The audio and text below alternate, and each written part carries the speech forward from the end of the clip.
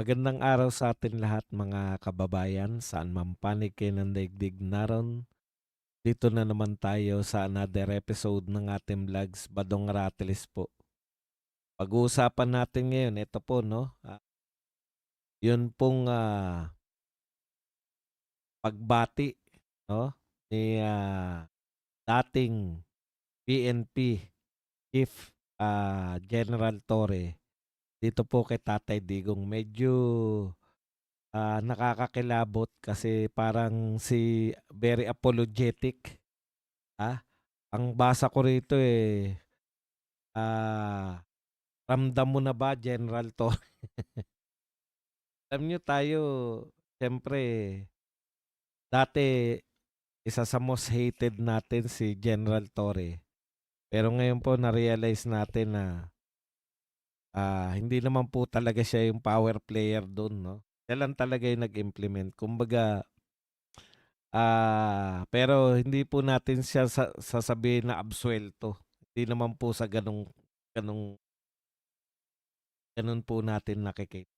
Okay, pag-uusapan din po natin ito po ang talagang nakakatakot, grabe po. Kumbaga, first time po na narinig natin itong mga sinabi ni Congresswoman. Ano po 'to, hindi po 'to simpleng, member lang ng Justice Committee, Vice Chairman po 'to. First time po nating narinig kung ano talaga yung balak nila 'no. Kaya nila hinihingi yung salin et cetera. Isang, misdeclaration lang daw sa salin ay puwede na ma-impeach si VP Sara. So, lumabas na po yung tunay nila na, kagustuhan 'no, impeach at all costs. Sabihin wala na po 'to, yung mga palabas na lang nila yang mga Mary Grace Piatos na 'yan. Pero ang target pala talaga nila, ala Corona. Pero ang nakakalimutan po nitong vice chairman, sabagay bata pa 'to, 42 years old. Batang-bata pa siya nung panahon ni Corona. Pero siguro wala pa siyang 20 nun. Teenager pa lang siguro siya. Hindi niya pa siguro naunawaan kahit ngayon ay abogado na siya, baka hindi niya naunawaan yung, naging reaksyon ng mga tao nung si Corona po ay na-impeach dahil lang po sa salin. First time ko po narinig na bitawan po itong salita na kung may batayan yung paghabol sa salin dahil ang batayan nila ngayon si Corona na, yung pagkaka-impeach kay Corona. So wala na po yung mga pinagmamalaki nila na mga kasalanan ni VP Sara, pero inihahalimbawa na po. So wala na yung mga threat, death threat, wala na yung mga Mary Grace Piatos, biglang wala na po 'yan. 'Di natin alam kung nadulas lang si, Congresswoman na Zamora pero nadulas man siya o hindi, parang yung slip of the tongue ni ano, ni, Kimbo nung stick to the plan. Eto naman,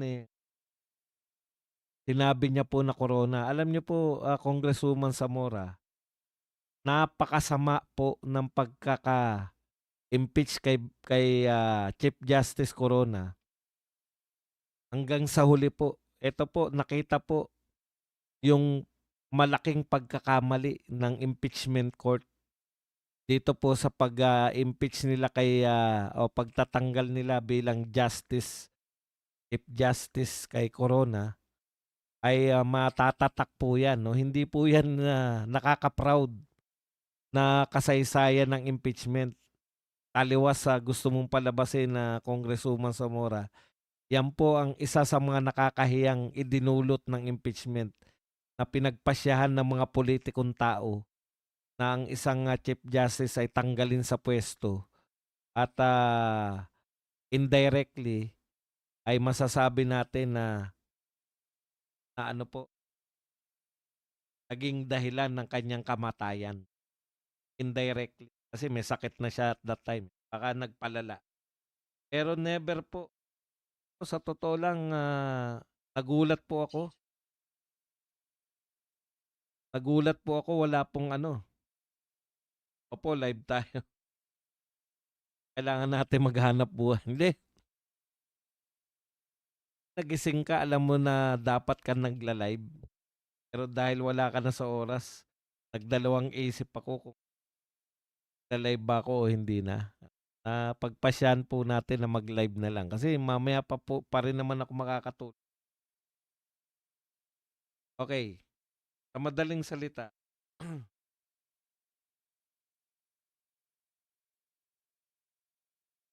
mamaya mamaya tayo mag-usap RD, Gamboa. Mamaya, ah, sa madaling salita mga kapatid, yung, hindi po binabanggit sa lahat po ng impeachment procedure, kumbaga ito po ay nakakahiyang, kasaysayan ng impeachment, 'no? Ito pong pagkaka-impeach kay Corona at marami po nagkokondena na mali ang ginawa nilang impeachment. Tapos aminado na nga, 'di naman umaamin yung mga impeachment, judge ng mga senador, pero marami po nagsasabi na mali ang, na pulitika si Corona, 'no? Pero ngayon gagamitin nila kay VP Sara. Kumbaga gano'n po kadesperado, ganyan po ka-desperate ito pong mga kalaban ng mga Duterte haters para gamitin nila kay VP Sara yung pagkakamali kay Corona. Yan po mga pag-uusapan natin. Bago yan, kung bago ka pa lang dito sa ating mag-subscribe ka na. Dahil ito lang ang tanging channel na may kinikilingan, may pinapanigan, una sa balita, uli sa impormasyon. Kaya ano pang hinihintay nyo? Pindot na, okay. Gusto kong sagutin yan mamaya, no? Mamaya po yung tanong nyo kay Robin Padilla. Mamaya po, total, konti lang naman tayong nanonood ngayon. Masasagot po natin lahat ng mga katanungan nyo, ma'am. Katulad ngayon 'no, sino ba yung nagsasabi na gagawin yung laptop ko? Katulad ngayon 'no, ano na, tawag diyan, naka 'di ko na nakikita yung ibang bahagi ng laptop.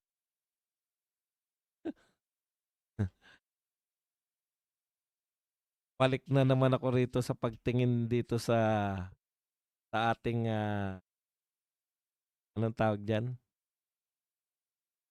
cellphone. Okey, simulan po natin. Alam po ninyo, parang punong-puno ng ako, eto lang tingin ko, happy birthday, former President Rodrigo Duterte. Sir, trabaho lang po tayo. Yan po yung buong post nito ni, dating PNP chief at ngayon ay MMDA, di ko alam kung ano, general manager ba, MMDA general manager, ah, Nicolas Torre, General Torre. Alam niyo po, ito po yung, masasabi natin 'no, dito po sa pahayag nito. Parang, apologetic na trabaho lang yung ginawa ko. Parang kulang na lang na mag-apologize siya na, "Pasensya na po kayo, sumunod po ako sa utos, sa pinag-uutos sa'kin," 'no. Sa'tin siyempre sabi ko nga kanina, nung siya yung most hated na Pilipino at that time nung pagkakahuli kay Tatay Digong. Pero ngayon siyempre alam na natin 'di ba, na kung sino yung mga utak behind. Yan po yung kagagawan po. Yan yan talaga isa sa mga malaking patunay. 'Pag yung leader mo wala sa tamang kaisipan, talagang magaganap yan, 'no? 'Wag na yung ano, 'wag na yung magkalaban kayo ngayon. Yun na lang yung pagtanaw ba ng utang na loob na itong tao na 'to, ito yung tao na sa mahabang panahon, dekada, dekada na yung kahilingan ng ama mo, 'no? Yun na lang, 'wag na yung mga ginawa niya bilang presidente, 'wag na yan lahat. Kasi malulula ka pa. Yun na lang, very personal. Yan ang igaganti mo. Ipapahuli mo at ipapadala sa dayuhang bansa. ang tao na nagpalibing sa tatay mo na napakahabang panahon.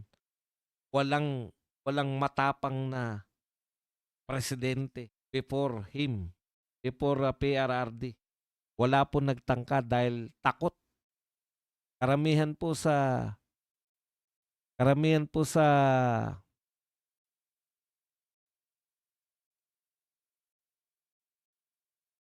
okey, tuloy na natin 'no, kahit medyo nare-realize niyo na ako ay robot. Kumukurap-kurap.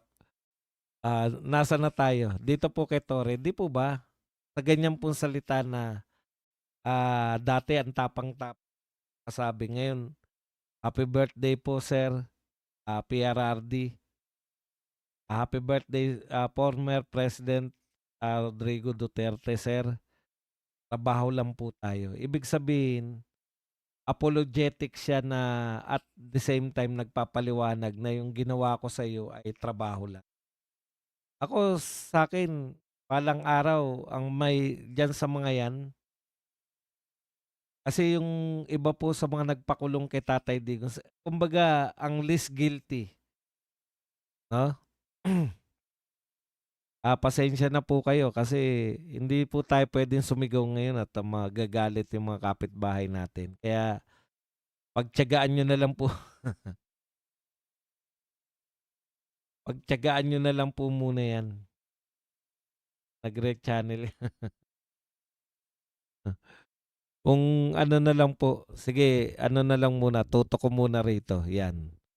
Para medyo malakas-lakas ng konti. Okey, pasensya na kayo talagang gano'n, eh, ganyan talaga 'pag live. 'Di ba gusto niyo naman manood ng live, tapos 'yan po ang problema 'pag nanood naman kayo ng live, 'di talaga natin maiiwasan minsan-minsan 'yan, yang mga ganyang problema. Tuloy na po natin, tutal, parang nakaraos na tayo. Okey. So ako, siguro dun sa mga may kasalanan kay PRRD, siguro bilang alam naman ni Tatay Digong na yung order 'no, sumunod lang sa order. Pero yung mga umorder po, nag-order po, yun po ang, mahirap patawarin kasi hanggang ngayon pinangangatwiranan po nila 'no.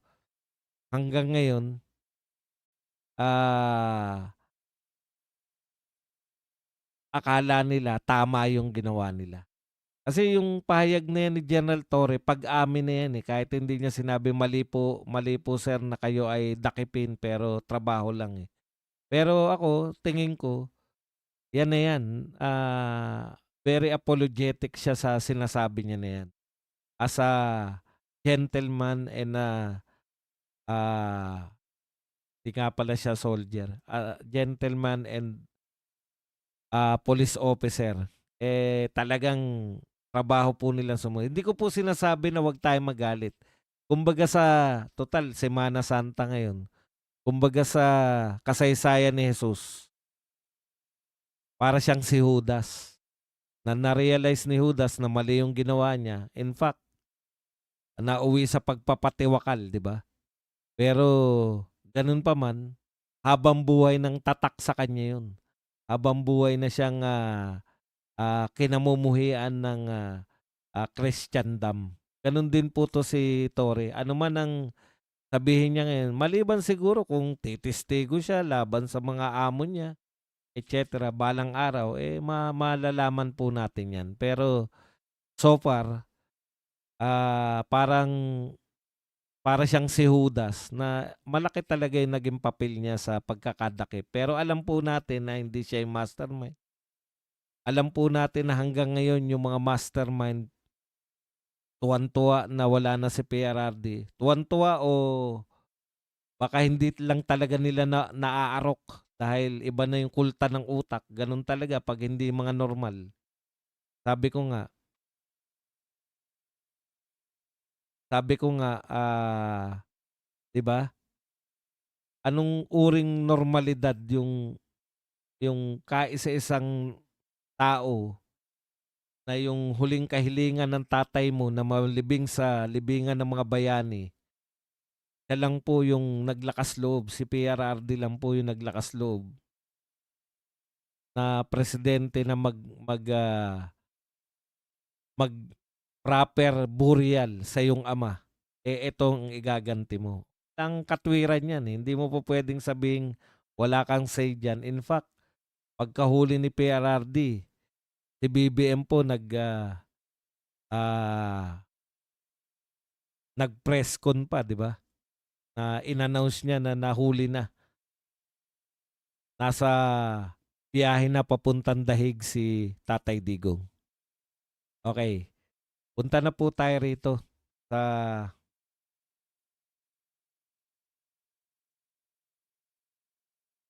punta na po tayo rito sa eto main topic natin yung kay VP Sara.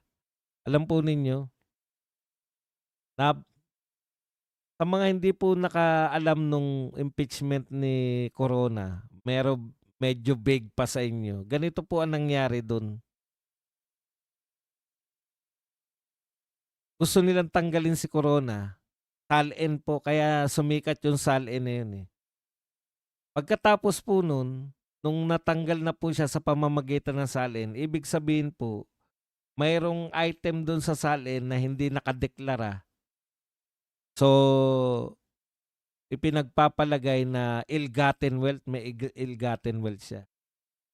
Tapos, kinasuhan po pagkatapos po matanggal bilang Supreme Court, alam niyo po, masakit po yun sa Supreme Court as Chief Justice ng Supreme Court na pinagkumpara yung salin niya, pinagkumpara yung yaman niya. Yan yung ginagawa diyan, yung mga yaman niya ngayon tapos kinumpara na hindi nakadeklara dun sa kanyang salin. Tapos tinanggal na siya, 'no? Eh, yan talaga isa po sa dark history ng impeachment sa Pilipinas. Maling-mali. Paano po napatunayan na mali?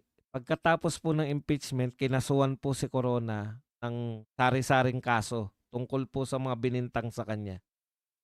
Kasama po yung may kasong kriminal at may kasong sibil. 'Pag civil case po, yung sinasabing ill-gotten wealth mo, yun po yun, eh, kukumpiskahin ng pamahalaan yung ill-gotten wealth. Ngayon, pagkatapos po ng siya po ay ma-impeach, may kaso po siya na civil, pinapa-forfeit yung 130 million na ill-gotten wealth di umano. Inabot na siya ng kamatayan, 'no? Namatay na siya. So, automatic po yung mga criminal case niya, yung pala maliligtas ka pala sa criminal case. Automatic pala yun 'pag may kaso kang kriminal. Once na namatay ka na, siyempre ikaw yung magdudusa nun, 'di ba? Pero tuloy pa rin po yung civil case na forfeiture. Yung yaman mo na ill-gotten wealth, tuloy pa rin yun kasi kukunin ng pamahalaan. So, ang pagpapasya po diyan ng korte, regular court na, tapos na yung ano, eh, tapos na yung impeachment. Sa impeachment naman kasi tatanggalin ka lang, eh. Okey. So, yung forfeiture case sa Sandigan Bayan na 130 dinismiss. Ito po ang sabi ng Sandigan Bayan. The court ruled that his wealth was not ill-gotten and that his failure to declare certain assets was a matter of simple negligence rather than criminal. So yun po, 'no? Yun po. Kaya po sinasabi na napakalaki ng pagkakamali ng impeachment court kasi inimpeach nila si Corona. Kaya nga ang mga balita nun nung lumabas po yung balita na na-dismiss po yung kaso niya na forfeiture, sabi po ng mga balita, vindicated. Vindicated ng pagpapasya. So napatunayan po ng korte na walang ninakaw si Corona. Ako po hindi po ako maka-corona. Nung pinanonood ko nga 'yan, eh, tuwang-tuwa po ako dahil siyempre lagi tayong ano, eh, 'no, nakakontra ako kung kanino hindi pa naman ako vlogger nung panahon na yun. Sa'kin lang, di nga sa inyo, anti-makapangyarihan ako, eh. Digong lang ang tangi kong sinuportahan hanggang mula nagsimula hanggang matapos yung presidency. At nagsimula sa ERAP, supporter ako, biglang kasama ako sa EDSA 2. Nagsimula si Gloria, supporter ako, biglang kinukundin ako na siya. Nagsimula si Pinoy, hindi na talaga ako sumusuporta sa mga dilawan. Talaga sa mga dilawan, eh. Sa madaling salita, ang laki talaga ng pagkakamali ng Senado, 'no, na nakamatayan na.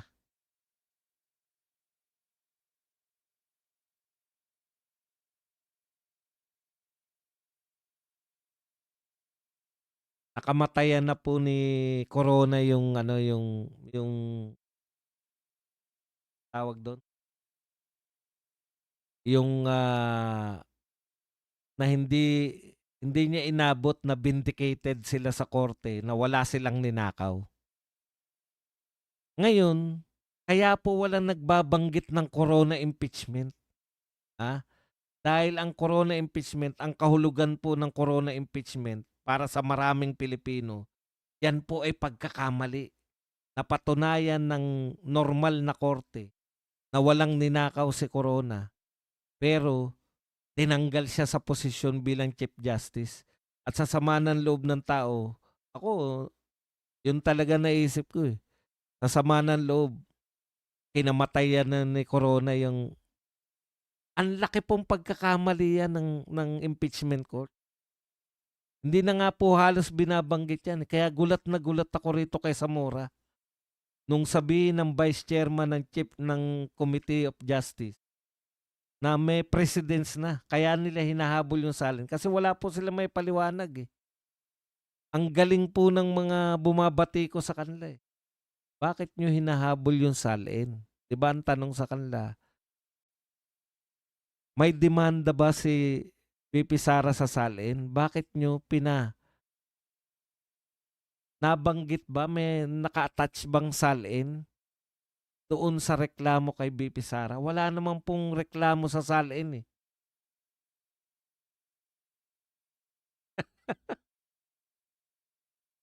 Oo, palaw. Naidugtong mo pa yung coronavirus sa impeachment ni Corona. Oh, sa madaling salita, yung nakakahiyang ginawa nila na pinulitika nila, alam naman natin 'yan, eh. Alam niyo po, kaya po nagalit yung mga dilawan kay Corona. Grabe po magalit yung mga dilawan, eh. Yan po talaga mga pinakapesteng mga, yan po ang pinakasalot, yung mga Marcos tsaka yung mga dilawan na yan. Yan po ang mga pinakasalot sa una.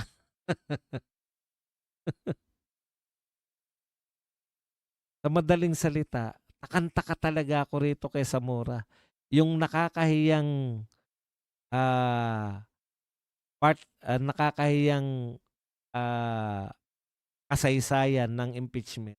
Yun ngayon yung gagayahin nila. At very proud siya, sabi niya may basehan. Yung paghingi ng salin ni VP Sara may basehan. Yung impeachment ni Corona, na-impeach. Parang for the first time, tabu po yan, eh, hindi po pinag-uusapan na yan dahil mali nga, eh. Ang laking pagkakamali nga yan, eh. Tapos ngayon pinagmamalaki ni Zamora na sasaliin nga, na si Corona, sasaliin daw siya, na-impeach. Kaya puwede may basehan yung paghagilap ng salin. So, nakita niyo na, yung akala natin na, confidential fund na alam nila na hindi nila kayang patunayan kahit kailan, yung akala natin na big time na Madriaga, ah, na yan yung, magiging magiging pinakadahilan kung bakit ma-impeach. Yung yung kinakaso nila na iniisip lang ni VP Sara na, ah, di umano ay nag-hire siya ng isang John Wick, eh, lahat po ng ito kaya po nilang talikdan 'yan. 'Yan po yung alam nating kinakaso nila kay VP Sara, eh. Walang katapusang confidential fund at yung mga John Wick na 'yan, sabay ngayon maririnig natin na salin na lang, puwede na. Isang pagkakamali lang daw sa misdeclaration lang daw ng salin ay puwede na. Eh, may ruling na po, eh, na kung may misdeclaration ka puwede pong itama na ngayon ang salin. Dahil po bakit po naglabas na ng ganiyang ruling na puwede ka na magtama ng salin? Kasi dahil po 'yan sa maling paggamit nila sa kaso ni Corona. Walang ninakaw yung tao pero nagkamali lang ng salin. Hindi ko po sinabing nagkamali si VP Sara o ano pa man. Ang point ko lang, yung nakakahiyang history ng impeachment, very willing kayo na sundan para lang sa layunin ninyo na ma-impeach si VP Sara. Wala na kayong pakialam kahit kundi na pa kayo ng mga tao. Napatunayan po ng korte, walang ninakaw si Corona. Sabi nga nung mga ano yan, Corona is vindicated. Pero anim pa ni Corona yun, yung pamilya niya tuwan-tuwa. Kasi kahit papano, napatunayan namin sa tunay na korte ng mga senador. Napatunayan sa tunay na korte, wala talagang ninakaw si Corona. Ngayon, yung mismong pagkakamali kay Corona, yan yung very willing yung gamitin labang kay BP Sara. Yan yung sinasabi ko po na napakasak desperado tong mga congressman na 'to. Kahit na po yung kinundina ng mga tao, kinundina na po ng mga tao 'yan, eh. Yang ginawa nila kay Corona at vindicated na po si Corona, napatunayan po na walang ninakaw. Very willing pa rin kayong gamitin. Maling-mali.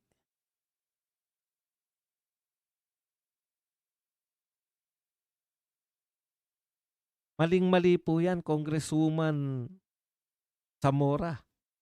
Alam niyo ba kung bakit yung mga matatapang na kumukundina kay BP Sara hindi ginagamit na basehan niyang Corona? Bakit hindi binabanggit ni De Lima 'yan? Bakit hindi binabanggit ni Shell Jokno, ni Trillanes, ni Reysa Ontiveros? Bakit hindi nila binabanggit yang Corona? Kasi alam na ng lahat 'yan na mali yung ginawa nila kay Corona. Tapos iko-quote nila. O sige, kinote mo si Corona. Basahin lang natin yung sinabi ni ano, neto ni ano, the non-disclosure. Sabi niya kasi, may basehan, Corona impeachment case cited as precedent for Sara Duterte's tali and scrutiny. Kasi ang sinasabi po ni Rufus Rodriguez, fishing expedition yung ginagawa natin. Kasama nyo sa committee yan. Ha? In fact, siya pinakamatalino sa committee. Fishing expedition yan. Bakit nyo kakalkalin yung salin? Wala namang kaso sa salin. Di naman siya kinasuhan dahil sa salin. Kinasuhan nyo siya dahil sa confidential fund. Kinasuhan nyo siya dahil sa... kakalkalin nyo mula nung vice mayor siya eh. Sa salin, mula vice mayor eh. So ngayon, pinangangatwiranan na nila. Ito po, the non-disclosure of certain assets or even just one asset. Tignan nyo ha, talagang fishing expedition lang. The non-disclosure of certain assets or even just one asset in the SALN and the failure to show the proper increase or the reason for that increase that was used against corona. Grabe, nakakagulat po. So ginamit nila kay corona, gagamitin niyo naman ngayon? In the last hearing, we identified the issues of grounds by which we will conduct our hearing on probable cause. And yes, ill-gotten wealth was mentioned in the complaint as well. So ano po yung binibintang nyo? Una, ano yung binibintang ninyo na hindi mapaliwanag? Yun na yung dating sinasabi ni BP Sara eh. Ano yung unexplained wealth niya? Halimbawa po, ganito po yung unexplained wealth. Si BP Sara ay nagmay-ari ng 3 luxury mansion sa Forbes Park. Ang isang mansion po sa Forbes Park ay 1 bilyon. So kung 3 ang pag-aari niya, meron siyang 3 bilyong pag-aari. Ang nakalagay lang sa kanyang salin ay 88 million. So may undeclared siya. Ganun po magbintang ng kaso. Nakuha po ninyo? Kung magbibintang po kayo ng kaso, unexplained wealth. Yan yung sinasabi ng Supreme Court na dapat naka-specify yan. Ano yung kinakaso nyo na unexplained wealth? Natuklasan po namin na kay BP Sara yan 3 mansion dyan sa Forbes Park. Pero wala po siya sa salin niya. Kaya hindi po kaya nyo siya nililitis. O ngayon, total, kinote nyo pagbigyan po natin. Total, kinote ninyo si Corona. Nag-search po tayo ngayon. Kasi, ang buong pagkakatanda ko po, yung salin ni Corona, nirequest po yan ng Senate as impeachment court. Hindi po ng Justice Committee. Hindi nyo na may tatanggi to, kinote nyo na si Corona. Hindi po pwede na i-quote nyo si Corona dahil siya ay na-impeach. Pero yung paraan ng pagkuha niya ng salin, paano po nakuha yung salin ni Corona? Doon po sa impeachment court. Badong, hindi sa Justice Committee, hindi po. Total, kino-quote nyo yung pangyayari kay Corona. Hindi nyo na po maliligtasan. Kung kinote nyo si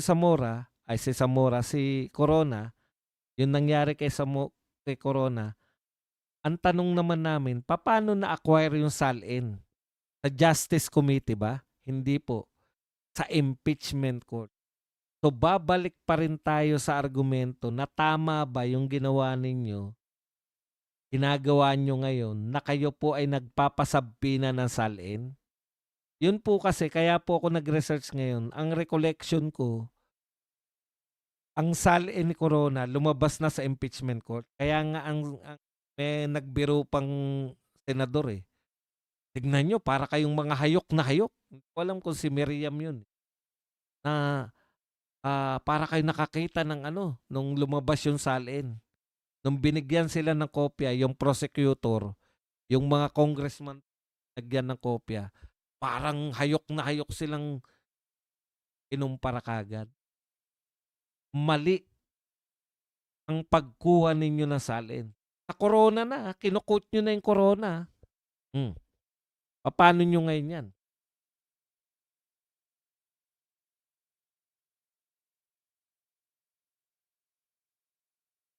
Paano nyo liligtasan yan? Kinote nyo na yung kay Corona. Samantalang kay Corona, impeachment court, senador ang nag-request ng kanyang bank account, senador ang nag-request ng kanyang salin. Hindi nyo pwede ngayon sabihin na, hindi. Ang kinote lang namin yung bakit siya na-impeach, pero yung Justice Committee pwede pa rin siya. Ayan, kaya kayo matatalo sa Supreme Court. Dahil korte lamang ang pwedeng manghingi ng sabpina. Lalo na po kung hindi naman binabanggit yan sa reklamo. Ano ba binabanggit sa reklamo tungkol salin? 'Di po ako abogado, pero 'di naman tayo mag-isip, 'di ba? Ayon nga kaya po napakagaling ni Tatay Digong na mamuno, hindi po dahil abogado siya. Ano sabi ni Panelo, kaya napakahusay na pinuno ni PRRD kasi meron siyang common sense. Ang tinuturo po ni PRRD, dapat may common sense tayo.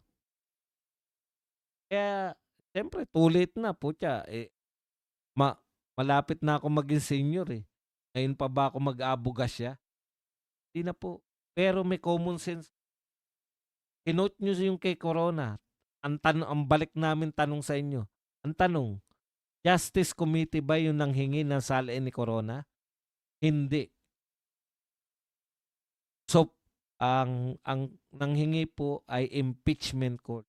Kung gano'n, kung gusto niyong busisiin yung salin ni VP Sara, Supreme Court, impeachment court ang dapat nagre-request sa bangko, nagre-request sa ombudsman. Yan yung sinampa sa inyo nila Torion. Na sumusobra na kayo, hindi nyo na dapat ginagawa, yung ginagampanan nyo na yung trabaho ng impeachment court. Pero ang pinakamasaklap po sa kinukumpara nyo kay Zamora, ay kay ano, eto basahin lang po natin kung ano po yung nangyari. Eto po, perjury case related to his salin misdeclaration was also pending at the time of his death and was subsequently dismissed. Siyempre, sino pa ang paparusahan mo sa perjury? Tax evasion case, following his death, the Court of Appeals dismissed the criminal tax evasion. Pero yung forfeiture case, ito po, forfeiture case, the Sandigan Bayan, in 2022, the Sandigan Bayan dismissed the 130 million civil forfeiture case against Corona and his family. The court ruled that his wealth was not ill-gotten and that his failure to declare certain assets was a matter of simple negligence rather than a criminal scheme.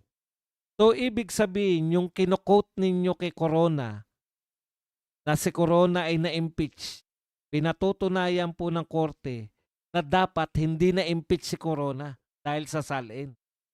Dahil wala siyang ill-gotten wealth.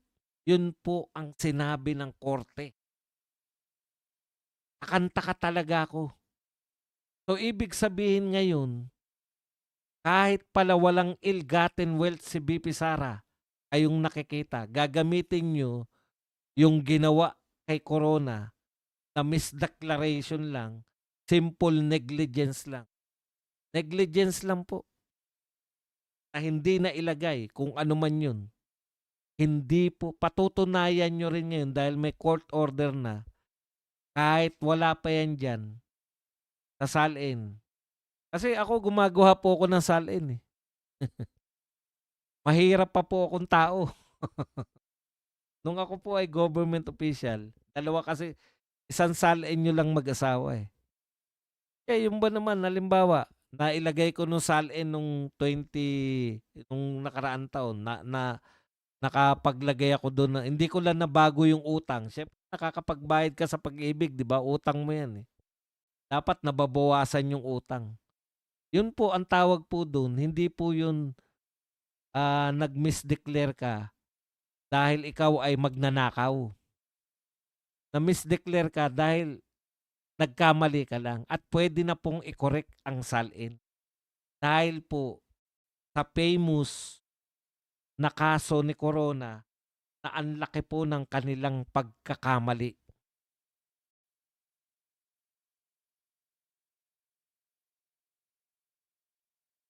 Ay may common sense po ako pero hindi po ako papayag na hampas lupa ako. Hindi. Mahirap po akong tao pero hindi po ako hampas lupa. Iba naman mga level na yung mga hampas lupa.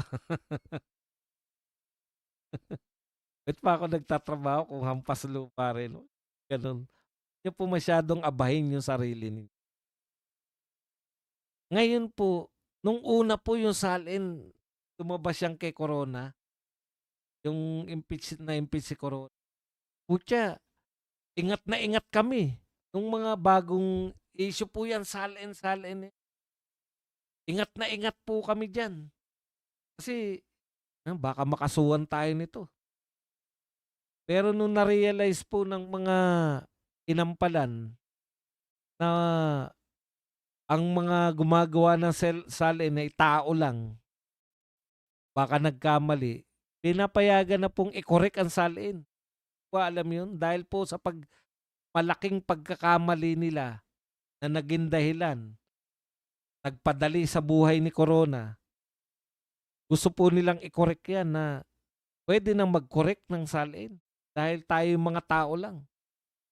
Di ko po di ko po alam, di ko po nasisilip yung salin pero naniniwala po ako na wala po silang ibinibintang na ill-gotten wealth. Bakit?